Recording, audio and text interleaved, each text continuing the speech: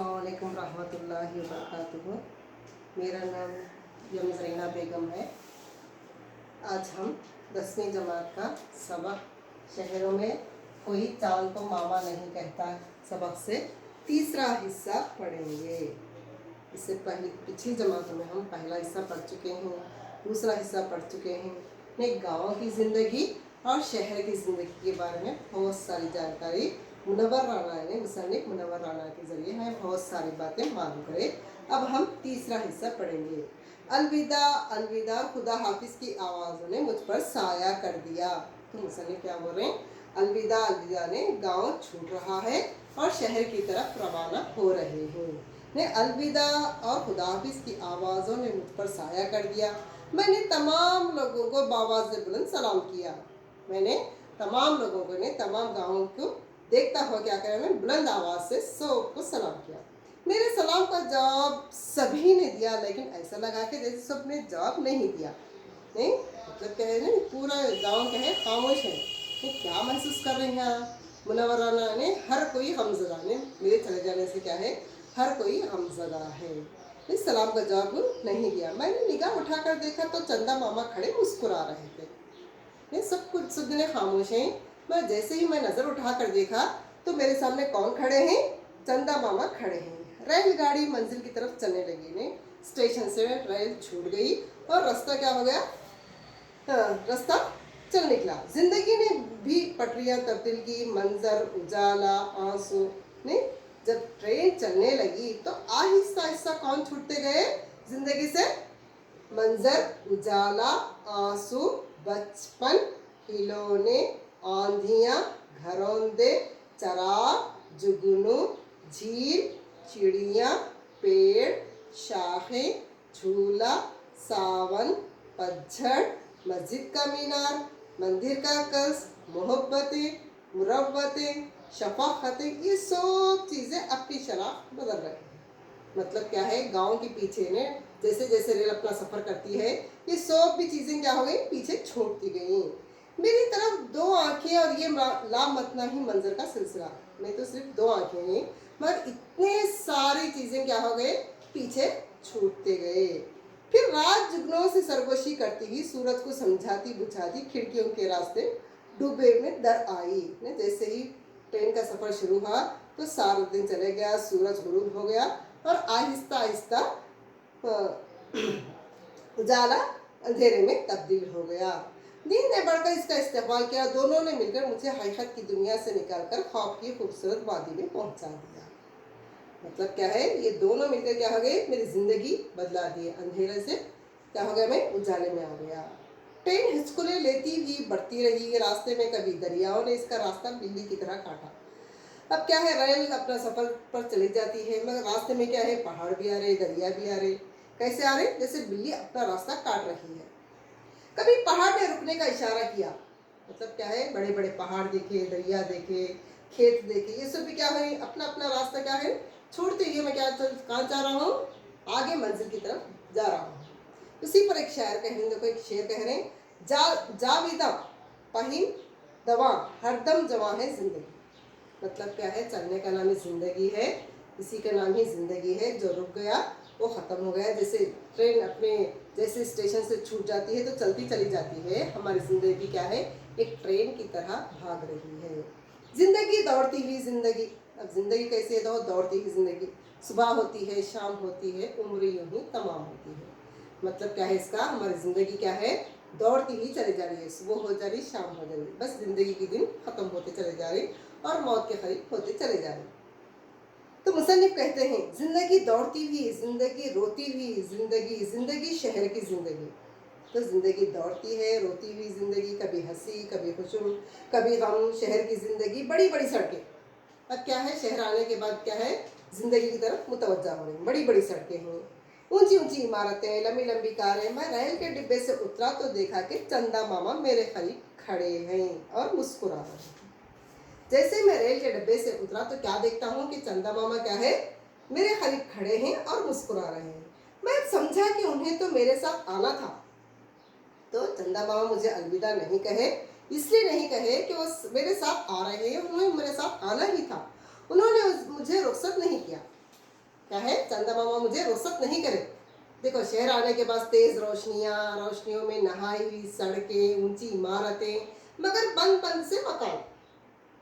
क्या है, शहर आने के बाद रोशनियाँ, हर तरफ लाइट्स, नहीं, ऊंची ऊंची सड़कें हैं, ऊंची ऊंची इमारतें हैं, मगर इमारतें तो हैं, मगर कैसे हैं मकान, बंद बंद से मकान है। कमरे मसनूई ठंडक, फूलों से आरास्ता दरीचे, सामने बागीचा है घरों के, नहीं, कम बंद कमरे हैं, नहीं, रास्ते गाड़ियों से भरे हुए, हर रास्ते में देखो गाड़ियां भरे हुए हैं। आंखें हो से हवस से भरी हुई, दिल कदरत से भरे हुए, कपड़े खुशबुओं से भरे हुए। ये सब भी कहाँ कहाँ का कहाँ का हिस्सा कह रहे हैं ये मुसन्निफ शहर का। दीवारें इश्तिहारों से लदी हुई, हर सड़क जैसे राह वफा, गुजरना दुश्वार, इतनी उलझने के संवरना दुश्वार। इतनी तकलीफ है कि चलना फिरना मुश्किल, इधर से गाड़ी उधर से गाड़ी, इतने आदमी, इतनी भीड़ रहती है कि इधर से गए तो उधर से, नहीं, मतलब क्या है इसका, भाग दौड़ की जिंदगी है। बोझ मरना की दुश्वार, इतनी जल्दी के टहना दुश्वार, कोई टहने को राजी नहीं, हर कोई क्या है, मैं पहले जाना है, तू पहले जाना है। जब जिंदगी इतनी तेज रफ्तार हो जाए तो फिर कैसे रिश्तेदार है।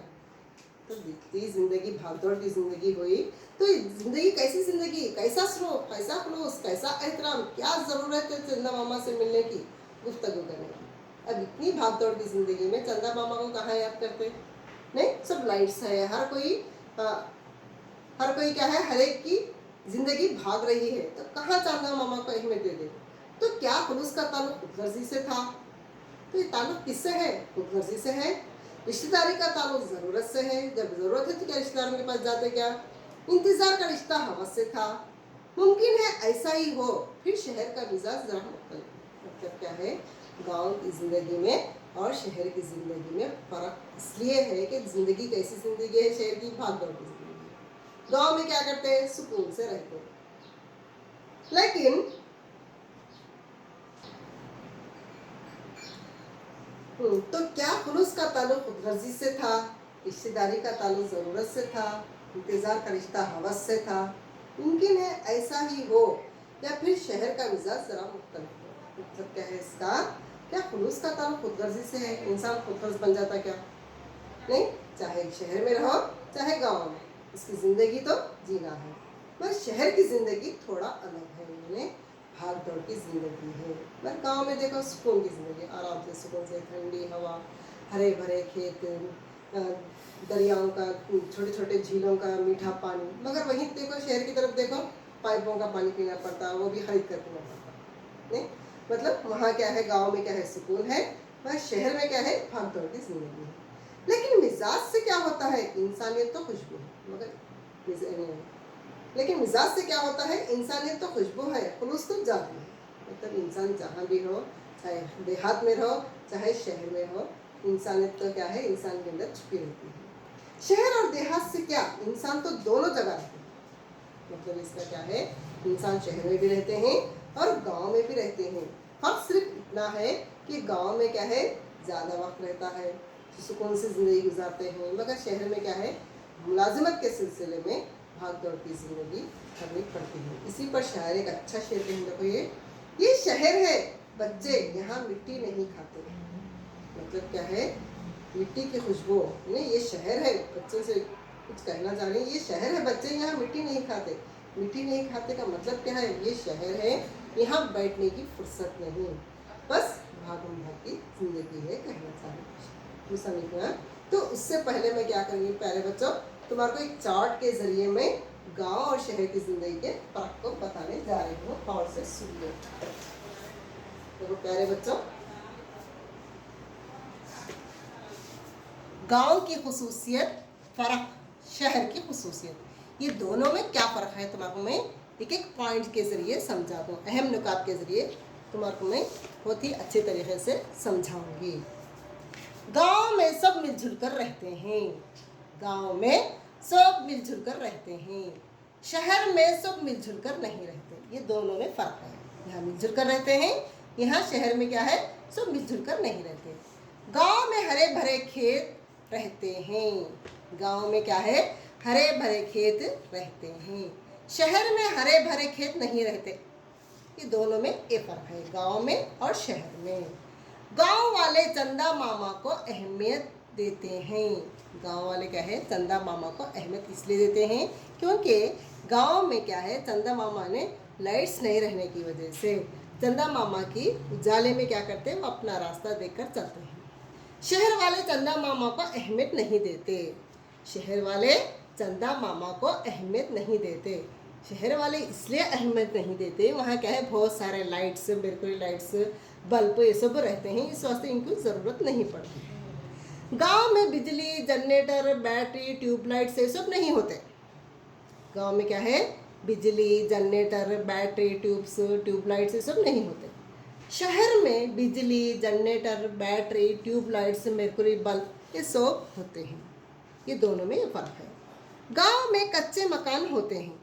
गांव में कैसे रहते हैं, मकान छोटे छोटे मकान रहते हैं। शहरों में ऊंची ऊंची इमारतें होते हैं। उसका मुकाबला अगर करें तो शहरों में क्या है, बड़ी बड़ी यानी ऊंची ऊंची इमारतें, बिल्डिंग्स रहते हैं। अच्छा, 6वां पॉइंट, गांव में हर छोटा बड़े को सलाम करता है। गांव में हर छोटा बड़ों को सलाम करता है। शहर में तो लोग सलाम के मुंतज़िर रहते हैं। इसके मुकाबले में शहर में और गांव में फ़र्क है। गांव में किसी को पानी पिलाने से पहले मिठाई नहीं तो गुड़ ज़रूर दिया जाता है। गांव में किसी को पानी पिलाने से पहले मिठाई नहीं तो गुड़ ज़रूर दिया जाता है। शहर में पानी 25 पैसे फी गिलास मिलता है। अगर गांव के मुकाबले में देखें तो शहरों में क्या है, पानी 25 पैसे फी गिलास यहाँ खरीद कर पीना पड़ता है शहर में। आज भी गांव में एक आदमी की मौत को गांव की मौत समझा जाता है। आज भी क्या है, गांव में एक आदमी की मौत को गांव की मौत समझा जाता है। सारे लोग गम बनाते हैं। शहर में शरीक गम होना दूर की बात है, कांधा भी अपने करीबी रिश्तेदार को देते हैं। अगर गांव के मुकाबले में अगर देखें तो शहर में क्या है, शरीक गम होना दूर की बात है, नहीं गम में शरीक नहीं होते, फिर भी कांधा किसे दे रहे हैं, अपने रिश्तेदारों को दे रहे हैं, दूसरों को नहीं। 9वां पॉइंट, गांव में बड़ी बड़ी सड़कें, दवाखाने, स्कूल, कॉलेज ये सब नहीं होते। गांव में क्या है, बड़ी बड़ी सड़कें, दवाखाने, स्कूल, कॉलेज ये सब नहीं होते। उसके मुकाबले में शहरों में ऊंची ऊंची इमारतें, बड़ी बड़ी सड़कें, दवाखाने, स्कूल, कॉलेज ये सब होते हैं।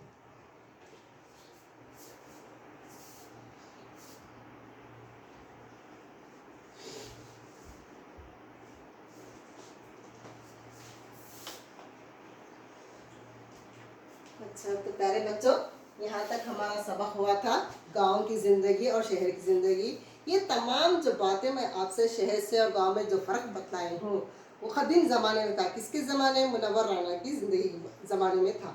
मगर आज के ज़माने में ज़माना बदल गया है। गांव में भी अब स्कूल, कॉलेजेस, दवाखाने आ गए हैं। वहाँ भी क्या है, बहुत सारी सहूलतें हैं। इसी पर क्या करूँ, मैं ये सबक ख़त्म करते हुए आप लोगों को कुछ सवाल दे रहा हूँ। ये सवाल को क्या करना, तुम लोग अपने कापी में दर्ज करना और सवाल समझकर जवाब लिखने की कोशिश कर।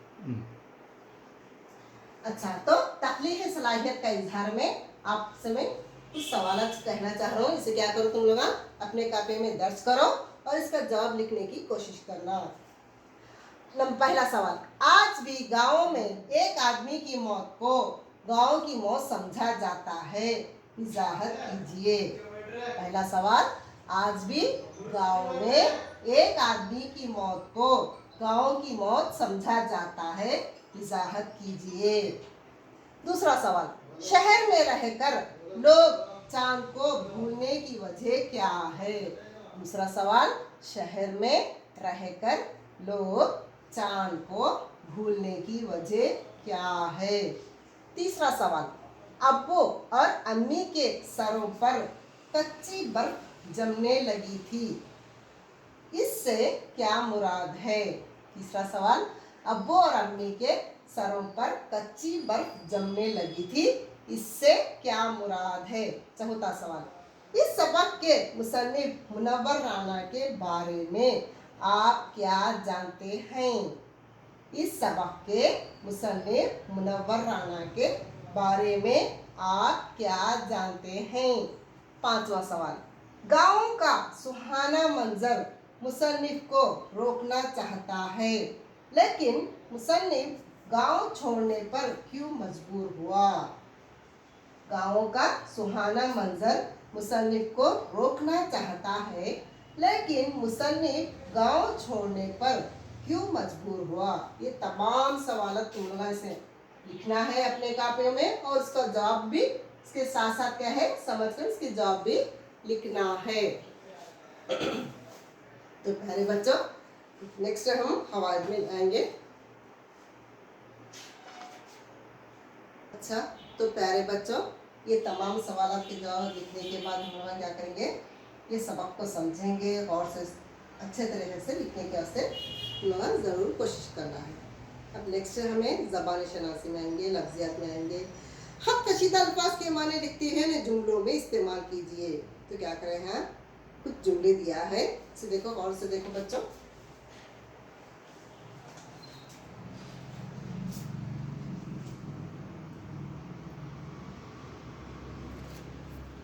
पूरा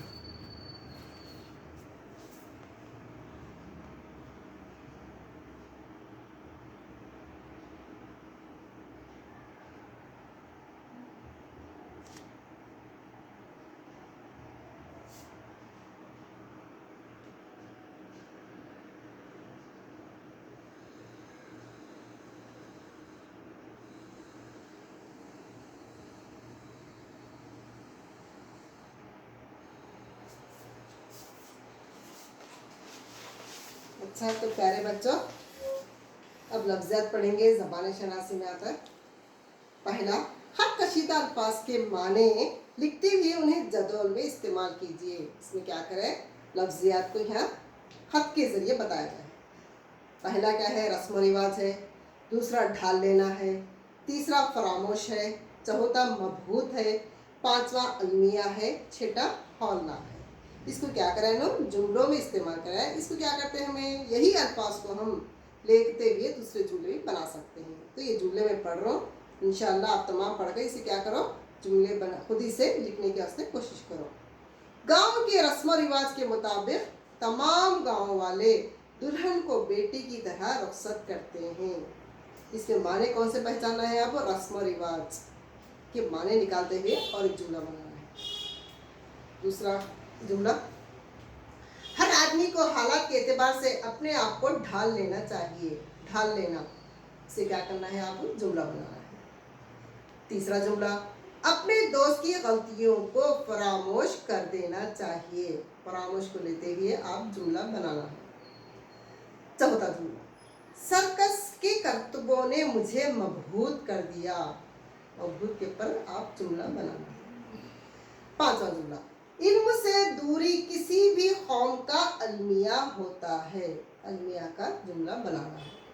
छठा जुमला, क़यामत का दिन हौलनाक होता है। हौलनाक पर एक जुमला बनाना है। नेक्स्ट, ज़ेल में दिए गए जुमलों में हद कशीदा अल्फाज की जिद लिखिए। ज़ेल में दिए गए जुमलों में हद कशीदा अल्फाज की जिद लिखिए। नंबर 1, आदमी रफ्ता रफ्ता तरक्की करता है। रफ्ता रफ्ता क्या है, इसी जुमले को क्या करना है, हमें जुमलों में से अल्फाज निकालने को इसकी जिद लिखना है। इसकी जिद क्या है, जिद के अल्फाज में आप लोगों को पहले सुना देती हूँ। रफ्ता रफ्ता, शब, खुशहाल, हूबहू, गीले, ये 5 अल्फाज के जुमले में से लेकर कर हम क्या करते हैं, इसी अल्फाज के जिद लिखकर फिर जुमले बनाना। आदमी रफ्ता रफ्ता तरक्की करता है। दूसरा जुमला, ये जलसा कल शब को मुकर्रर है।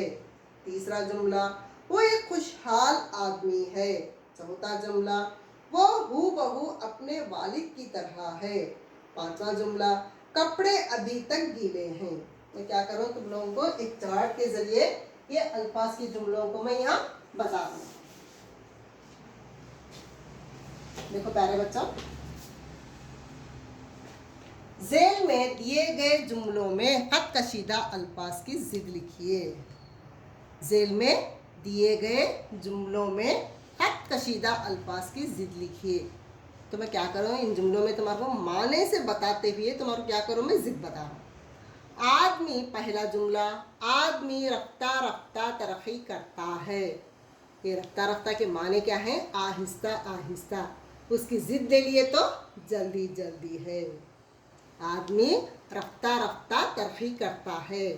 आदमी जल्दी जल्दी तरक्की करता है। उसकी जिद लेना है हमें। जो यहाँ खत खींचा गया है उसके जिद लेना है। दूसरा जुमला, ये जलसा कल शब को मुकर्रर है। शब की जिद लेना है। शब के माने रात के हैं और उसकी जिद क्या आ रही है? यौम है, यानी दिन। तीसरा जुमला, वो एक खुशहाल आदमी है। खुशहाल को खत खींचा गया है। इसके माने क्या है? खुशी से रहना। इसके माने क्या है? खुशी से रहना। उसकी जिद क्या आती है? बदहाल आती है। चौथा जुमला, वो हू बहू अपने वालिद की तरह है। यह हू बहू के नीचे खत खींचा गया है। इसके माने एक जैसे के हैं। उसकी जिद क्या आती है? अलग अलग। पांचवा जुमला, कपड़े अभी तक गीले हैं। कपड़े अभी तक गीले हैं। इसके माने क्या हैं? गीले के इसके माने कच्चे। इसकी जिद क्या आती है? सूखे। ये तमाम अल्फाज के जिद तुम लोगों को क्या करना है?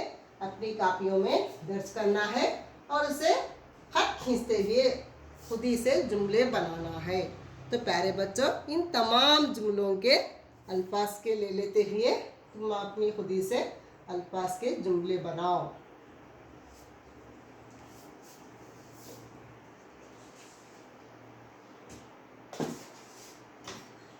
अच्छा, तो अब हम क़वाइद में आएंगे। प्यारे बच्चों, आखिरी हिस्सा है इस सबक का। अब लोग क्या है, गौर से सुनना है। जब क़वाइद शुरू करती हैं तो तुम लोग गौर से सुने तो समझ में आता, नहीं तो बाद में मुश्किल होती है। अच्छा, रमूज़ औक़ाफ़ अलामत निगारिश। रमूज़ औक़ाफ़ ने मतलब क्या है? हम इंग्लिश में कहते हैं कामा, फुल स्टॉप, ने ब्रैकेट्स, क्वेश्चन मार्क। ये तमाम हमारे उर्दू में आते हैं। मैं तुम्हारे को वन बाई वन ने एक के बाद एक आप तुम लोगों को समझाऊंगी। देखो, रमूज़ औक़ाफ़ ने अलामत निगारिश। अच्छा, इस फ़िक्रे को पढ़िए, बोलो मत चुप रहो। देखो, एक जुमला बता रहा हूँ मैं तुम्हारे को, बोलो मत चुप रहो। इन दोनों फ़िक्रों को पढ़िए, बोलो मत चुप रहो। बोलो मत चुप रहो, इसके दो दो माने आते। बोलो मत चुप रहो, बोलो मत चुप रहो, बोलो मत चुप रहो, तीन माने आते इसके। अगर गौर करें तो एक ही जुमले के तीन माने आते हैं हमारे। बोलो मत चुप रहो, बोलो मत चुप रहो, बोलो मत चुप रहो। मतलब क्या है इसका? ये पढ़ने से हमारे को तीन तीन माने जाहिर करते हैं। ये हमारे को कामा कहाँ लगाना, फुल स्टॉप कहाँ लगाना, और क्या है इन्वर्टेड कामा लगे तो पूरे माने हमको मालूम हो जाते। अलामत लगाने की वजह से पहले फ़िक्रे का जो मतलब है वो दूसरे फ़िक्रे में से इसके बरक्स हो गया। पहला जो बोले नहीं, बोलो मत चुप रहो, कंटिन्यू बोलता नहीं, रुके नहीं जैसा बोली। फिर दूसरे जुमले में क्या बोली मैं? बोलो मत चुप रहो। तो कुछ न बोले सा, बोलो मत चुप रहो। फिर तीसरा जुमला, बोलो मत चुप रहो, क्या भी रखो, बोलो खामोश रहो। ये तीन माने निकलते इसके। इसलिए ज़रूरी है कि इन अलामतों का इस्तेमाल किया जाए ताकि मतलब वाज़ेह हो। जब भी हम जुमला लिख रहे हैं तो ये कामा के ज़रिए हमको कहाँ स्टॉप करना है, कहाँ शुरू करना है लगाते हैं, तो हमारे को पूरे पूरे माने ज़ाहिर करते हैं। अब देखो, खत फाजिल, फुल स्टॉप से खत फाजिल को अंग्रेज़ी में क्या कहते हैं? फुल स्टॉप कहते हैं। जुमला ख़त्म होने के बाद आखिर में ये अलामत लगाई जाती है। जब सेंटेंस कंप्लीट हो जाता, जुमला कंप्लीट हो जाता, तो क्या करते? इसे लास्ट में निशानी लगाते थे। इसे कहते हैं खत फाजिल यानी फुल स्टॉप। जैसे अहमद एक शरीफ इंसान है, जुमले के पूरे माने ज़ाहिर हो रहे हैं तो हम क्या करते हैं? हमें फुल स्टॉप लगाते हैं। सकता यानी अंग्रेजी में उसे कामा कहते हैं। ये अलामत मुख्तसर ठहराव के लिए इस्तेमाल की जाती है। जैसे हिंदुस्तान में सकता यानी कामा की निशानी। हम लोगों को सभी निशानियाँ पहले से छोटी जमातों से पढ़ते आए, हमें कामा की निशानी आपको मालूम होती है। हिंदुस्तान में हिंदू, तो तमाम बात कंप्लीट करने से पहले जहाँ जहाँ ठहरते हैं वहाँ कामा लगाया जाता है। जैसे हिंदुस्तान में हिंदू कामा, मुस्लिम कामा, मतलब सकता। सिख और ईसाई बसते हैं। हिंदुस्तान में क्या है? हिंदू मुस्लिम, नहीं ठहरते ठहरते क्या करेंगे? जहाँ जहाँ ठहरते हैं वहाँ सकता लगाते हैं यानी कामा लगाते हुए पढ़ते हैं। तीसरा वक्फा, वक्फा यानी सेमीकोलन। ये अलामत तवील ठहराव के लिए इस्तेमाल की जाती है। तवील ठहराव तो एक बात बोलते हैं तो वहां ठहरा करते हैं। वक्फा यानी सेमीकोलन, ये अलामत तवील ठहराव के लिए इस्तेमाल की जाती है। तवील ठहराव यानी कुछ बड़ी बात, जैसे जो बोएगा वक्फा लगाते हैं, सेमीकोलन लगाते हैं, वो काटेगा। और एक जुमला, जैसा करोगे वक्फा लगाते हैं, पैसा भरोगे। चौथा राबिता यानी कोलन, से अंग्रेजी में क्या कहते हैं, राबिते को कोलन कहते हैं। दो मुख्तलिफ बयानात में राबिता के लिए इस अलामत का इस्तेमाल किया जाता है। कुछ बात करनी है तो इस बात को बताने के वास्ते क्या करते हैं, हमें ये निशानी लगाते कोलन की यानी राबिते की। मसलन यानी मिसाल के तौर पर, एग्जाम्पल, राबिता ने दो नुक्ते लगाते हैं, इसे कहते हैं राबिता। मसलन यानी जैसे, एग्जाम्पल लगाते हो क्या करते हैं, दो टिक्के लगाते हैं, दो नुक्ते लगाते हैं। मसलन आंध्र प्रदेश की अहम दरिया बोलते हुए कृष्णा, गोदावरी और तुंगाभद्रा है। पांचवा सवालिया यानी क्वेश्चन मार्क, ये क्वेश्चन मार्क तो सबको मालूम है।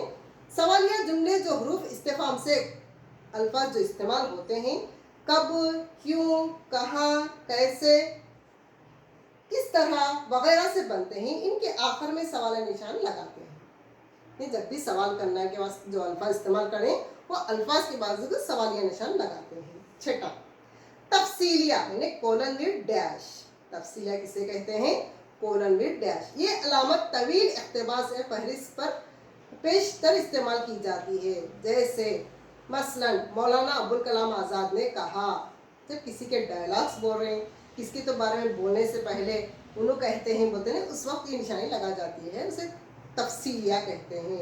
इस मुल्क की भाईचारगी मुझे अजीज है, ये जुमला में किसने कहा, मौलाना अबुल कलाम आज़ाद ने कहा, ऊपर निशानी लगाते हुए ये जुमला बोले, इस मुल्क की भाईचारगी मुझे अजीज है। सातवां अलामत फिजाइया एक्सक्लेमेटरी मार्क, जब मुतकल्लिम अपने दिली जज्बात का इजहार हुर्फ़े फिजाइया के जरिए करे तो ये अलामत इस्तेमाल की जाती है। अलामत फिजाइया किसे कहते हैं, अलामत फिजाइया ने एक्सक्लेमेटरी मार्क, जब मुतकल्लिम अपनी दिली जज्बात का इजहार हुर्फ़े फिजाइया के जरिए करे तो ये अलामत इस्तेमाल की जाती है। हुर्फ़े फिजाइया किसे कहते हैं, जब कोई बात अच्छी हो, जब किसी को मुबारकबाद देते हैं तो उस वक्त ये अलामत इस्तेमाल की जाती है। शाबाश, जैसे शाबाश तुमने मैदान मार लिया, वेरी गुड बोलते हैं इंग्लिश में, अंग्रेजी में क्या कहते हैं, वेरी गुड बॉय बोलते हैं। ऐसा क्या है उर्दू में, शाबाश तुमने मैदान मार लिया, तुमने जीत लिया। आठवां हौसन, हौसन किसे कहते हैं, अंग्रेजी में ब्रैकेट को कहते हैं। किसी इबारत या लफ्ज़ की तौज़ी व तशरीह को हौसन में लिखा जाता है। क्या तो भी इम्पॉर्टेंट बातें हैं तो क्या करते हैं, ब्रैकेट में लिखते हैं। इसकी मिसाल देखो, जैसे मोहम्मद कुली कुतुब शाह बानी हैदराबाद, बानी शहर हैदराबाद ने चार मीनार की तामीर की। ये बानी हैदराबाद कौन बने चार मीनार, बोले तो मोहम्मद कुली कुतुब शाह बने। नंबर 9 वावाइन यानी इन्वर्टेड कामास, क्या है, वावाइन किसे कहते हैं, इन्वर्टेड कामास को कहते हैं। जब किसी के कौल को इनके अल्फाज में लिखना होता है तो इसका इस्तेमाल करते हैं। जब किसी के डायलॉग्स होंगे, क्या तो इम्पॉर्टेंट बातें होंगे तो क्या करते हैं, उसे पढ़ना होगा, ज़रूरी तौर पर पढ़ना होगा, क्या करते हैं, उसे वावाइन यानी इन्वर्टेड कामास में लिखते हैं उसे। जैसे हाली ने गालिब को हैवान ज़रीफ कहा है, मिसाल के तौर पर हाली ने गालिब को हैवान ज़रीफ कहा है।